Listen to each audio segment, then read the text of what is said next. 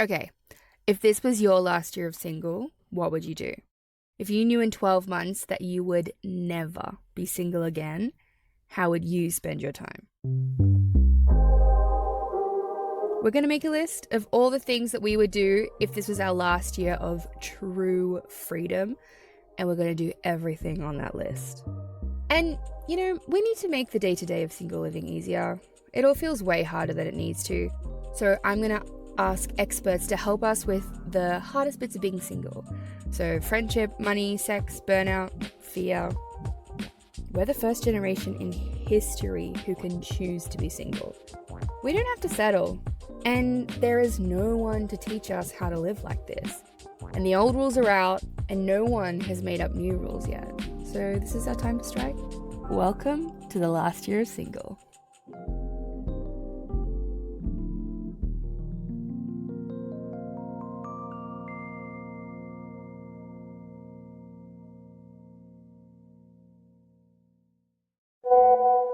Hey, it's me, Bree, and oh my god, it is hotter than the devil's asshole here in Mumbai right now. Like, what is the point in showering? I get out and I can't tell if I'm sweaty or still wet. Like, but I've got a daily rhythm now. I get up, I eat the free hostel breakfast, I drink chai, I bum around and then go to the gym at about midday, maybe have a steam, eat some lunch, then do some work. Luckily, my old boss offered me a remote job and I only have to work a couple of hours a day. So then I go home to the hostel, drink chai, have dinner, then usually go out. And never in my life have I made friends so easily. I'm living in a hostel and I go to the same private members only club for creatives every day to work. So I see the same people every single day and I'm hanging out and living in places where people go to be social. But also, Indians are the most welcoming and genuinely friendly people in the world. But in normal life, making new friends is never this easy. But last episode, we learned how important it is to have a diverse range of friends and acquaintances who we can fulfill our different needs with and do different things with in life. And as single people, we need friends who have shared interests and values and who will prioritize spending time with us. But as adults, how are we supposed to make new friends? When making a new friend, the best thing you can do is to check in and be like, what can I help you with? What are you interested in doing? So this is friendship expert and author of Modern Friendship, Anna Goldfarb. She's back to help us make new friends. So when you meet new friends, the best thing to ask is, what have you been obsessed with lately? I am here for that. I can help you explore this obsession. And that's how people work. People get jazzed about stuff. I think people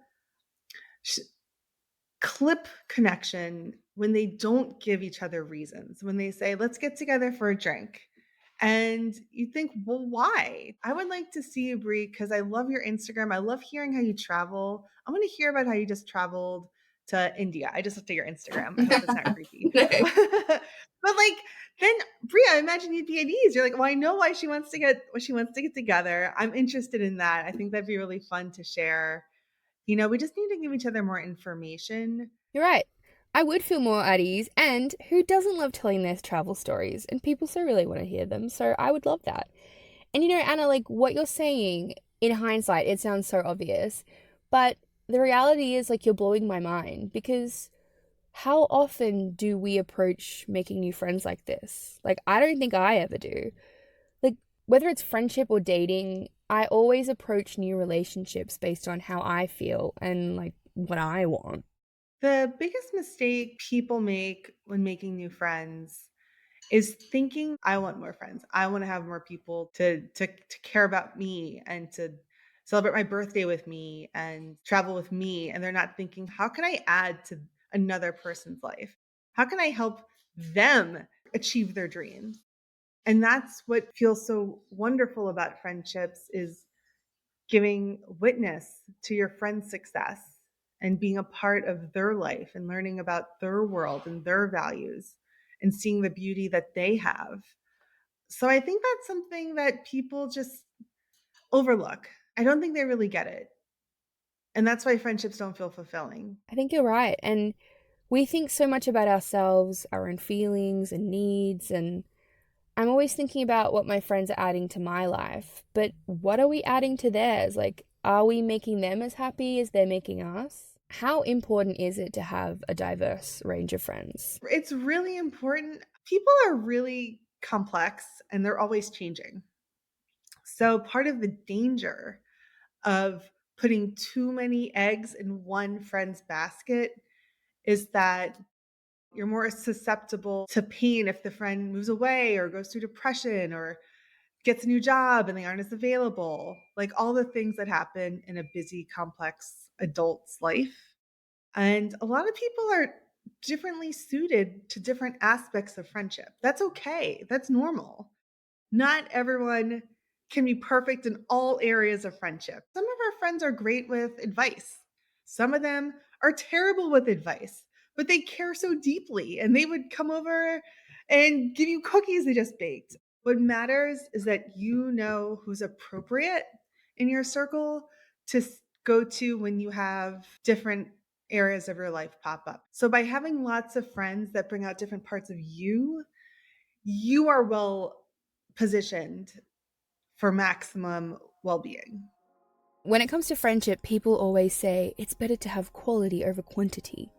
But why can't we have both? When we talk about making new connections and new friendships, it doesn't mean we have to replace our best friends. Like, just because our best friends are married or have kids or they live overseas.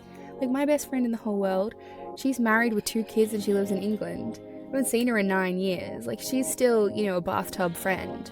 But I think it's good for us to make swimming pool and beach bonfire friends that we can explore our interests with. What I'm learning from all of this is that it's okay to just have friends who fulfill certain needs. Like, I have my dance class friends in Melbourne. We go to the same class every week, we chat. Sometimes we go to like gigs together, and then that's it. Like, I don't really see them outside of dancing that often, and that's okay. And now that Anna has given us tips on how to make new friends, I want to know, like, where are we supposed to make these new friends? Where are we supposed to meet these people? I think the key to making new friends as an adult is to go to the same place at the same time every week, whether that's a coffee shop, the gym, netball game, whatever. Like, that's the one way to slowly but surely become a part of a community and meet like-minded people. Another way is just to go straight to the source. Go to places where we know for certain that people are there to make new friends, where they have the same intentions as we do. Before I left Melbourne, I went to a couple of events run by Millennial Crisis. Millennial Crisis is a community for millennials and Gen Z. Essentially, like I say, we cultivate community through conversation. This is Demi Kotsoris. She's the founder of Millennial Crisis. When you come to one of our events, we encourage you to come on your own, so you let go of any perceptions that people around you believe you are. And then when you come, you're connected with a small group of people, and we use relevant topics of conversation to kind of prompt you to think about things that you might not have thought about before. Our events has such a diverse community. You really get to get someone's new perspective and somebody that you might not have ever connected with before. Sometimes in real life, it might not be a good thing because it can be quite like jarring when people are left to their own kind of devices and there's no ground rules kind of set. But our events are very like set in the way we facilitate the conversation so that it doesn't get out of hand. I followed Millennial Crisis on Instagram for a year before I finally went to one of their events. And Demi's right. Like, I met so many people I would never had the chance to meet in normal life. Like, there were people from all over the world at this event, and we had the most amazing conversations. And I left that night feeling so much better about humanity and, like, so much less alone in my feelings and my experiences. But, like, I won't lie to you, it was really nerve-wracking to go alone. So everybody there is in the same boat. You don't have to tell anybody you're going, and you won't regret it. Like, nobody regrets coming to something like that. There's so much, like, joy in doing something for you and actually completing something, then that's so like validating, and it gives you so much more confidence in yourself and your ability. I agree. And I think we need to let go of the idea that going to events like this is desperado and weird. Like, it's not. That's old school thinking. The reality now is that in order to make new friends, we have to go out into the world and be intentional. We have to put ourselves out there. You know, we can't, like Anna said last week, we can't use old techniques of friendship in this modern age. I'll tell you what finally got me there. It was a dating themed event. And that's brings me to the next point, because it's like, we're happy to put ourselves out there when it comes to a dating context, but friendship is so, so important. And it's just so interesting to me that societally, and myself as well, it's so embarrassing for us to want to make new friends, which is like, besides work and school, where else do you meet people? Like, yeah, the drunk girl in the bathroom, like, do you know what I mean? But you're not like connecting after that and going for coffee or anything, you know? So yeah, it's super important, and diversifying your friendship group is like a thing. Like, you should do it. Agreed. And, you know, you've watched like hundreds, if not thousands, of friendships begin. What are your top tips for making new friends, or like, what are the biggest mistakes that you see people making? I think I'll start with the mistakes. Like, the first thing I think people do is assume that making friends is easy and it doesn't require effort. So what I find people do is like, they'll come to our events and then they'll be like, oh, this person's cool, but they won't message that person after. Or if someone doesn't respond to a message that you've sent out, they take it personally. And just the same as in a dating context, like, it's not just about the person not vibing you or anything. It's sometimes like life is just super overwhelming and like schedules don't align, but also people take that personally and go, oh, that person's just making up an excuse, when in reality it might be valid. So I would say like, that's the first mistake, that people think that cultivating friendship is easy and doesn't take work. I promise you it takes work, and nurturing even. We have to get off our butts and work. No one wants to work anymore. Well, no. But what are your top tips for turning like a fun interaction with someone into a friendship? The first thing is like, in making friends, is like opening up a conversation with that person. So if you hear something that somebody is doing that either interests you, sparks your curiosity, or you relate to, pulling them aside at some point and saying, oh, I loved what you said about this thing.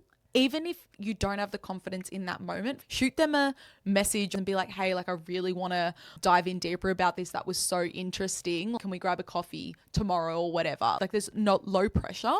And doing things like trying a hobby that they're trying, be like, oh, I'm so curious about this. Can I join you one day? Is a really great in. Or even a walk. Oh, you hear someone say like, I really want to walk more this year. It's like, yeah, let's go for a walk. Like, I'm going these days. And letting people know days is really great. So essentially putting yourself out there, but making it as easy as possible for them to take the bait as well. And not being embarrassed of thinking about all of these things, you know, like, it's okay. Like, if you do it for dating, you can do it for making friends. Like, you know, it's fine. I've heard you talk about the stretch zone. What is that? There's a lot of talk about getting out of your comfort zone.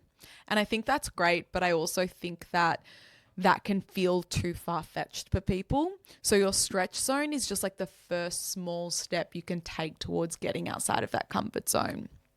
So for example, like, the stretch zone is like liking someone's story, right? That's the first part where you go, okay, I did this thing, and that might be a big thing for you there, but you go, okay, next time I'm going to react, and next time I'm going to like slide in the DMs or something. The way you might do like a thirst trap on Instagram for somebody like that you want to grab their attention, you should do the same with like friendship baiting kind of thing, you know? It's like, share parts of your life and see if anyone new that you've met like enjoys that. Just imagine like one leg in the comfort zone, one leg outside, and it's like that balance in between. I love this, a friendship thirst trap. And you know what? Like, it's a thing. This has happened to me in real life. You know, like I said, for years I've been going to this same dance class, and I always record the routines and I upload it to my Instagram story. And at least 5 times now, I've had new friends, old friends, acquaintances reply to my dance video story saying like they want to come. And so I'm like, yeah, come along. Like, so I invite them to come.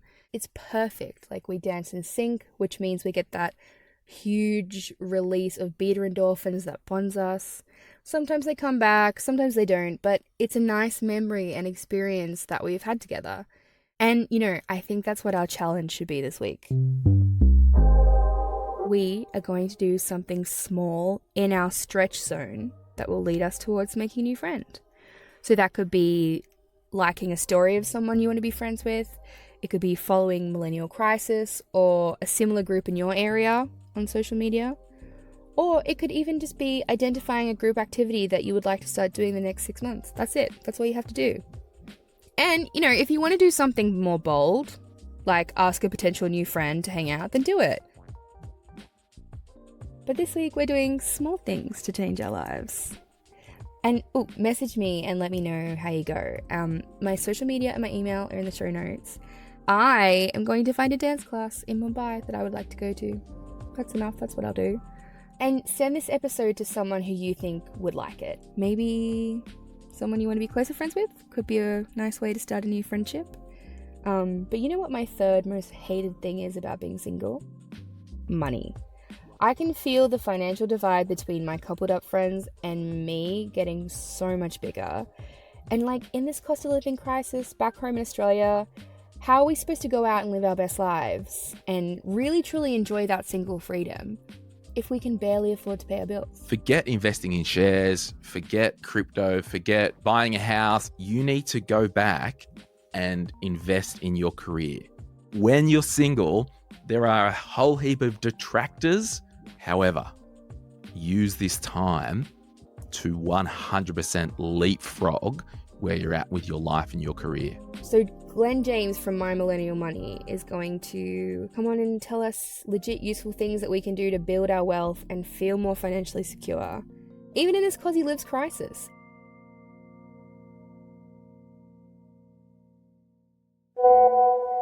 I'm going to go to the movies now. It's too hard. And watching Bollywood movies is the best way to improve my Hindi. I learn the most from watching these films.